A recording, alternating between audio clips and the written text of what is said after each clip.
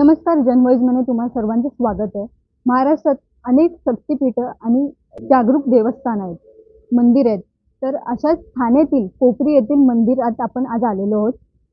कोपरी येथे एक हनुमान मंदिर खूप काळापासून आहे. तर त्याबद्दल अधिक माहिती आपण शिवसेना नेते गोपाल लांडगे साहेब यांच्याकडनं जाणून घेणार आहोत. तर सर्वप्रथम साहेब, तुमचं आमच्या चॅनलमध्ये स्वागत आहे.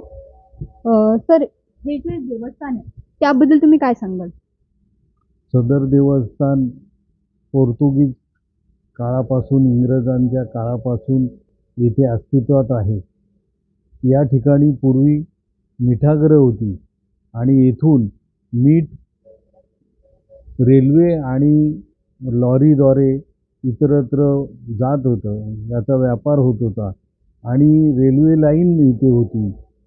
मालगाडीचे डब्याच्या माध्यमातून मीठ जात होतं आणि तिथे जे माथाडी कामगार जे काम करत होते त्यातील त्यांची संख्या जवळजवळ 250-300 होती.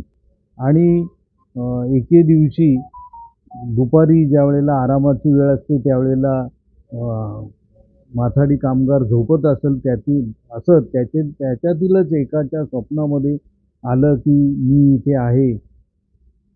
त्यानंतर त्यांनी दुर्लक्ष केलं, परंतु पुन्हा स्वप्नात आले आणि हनुमानजी त्याच्या स्वप्नात आले आणि सांगितलं की मी इथेच आहे.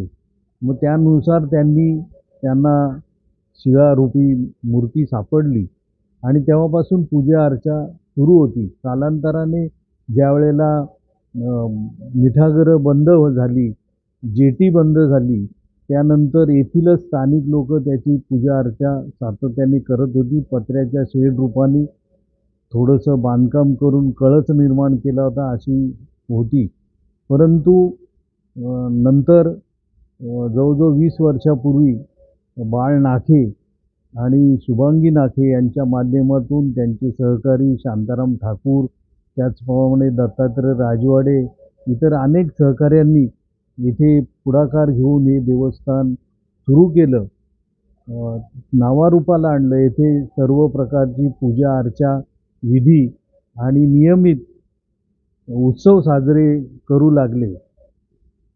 पत्र्याची शेड होती आणि ही दलदलीचा भाग असल्यामुळे सातत्याने ही जागा खचत होती आणि अनेक वेळेला लादीकाम किंवा कोबा केल्यानंतरही त्याचा उपयोग होत नव्हता.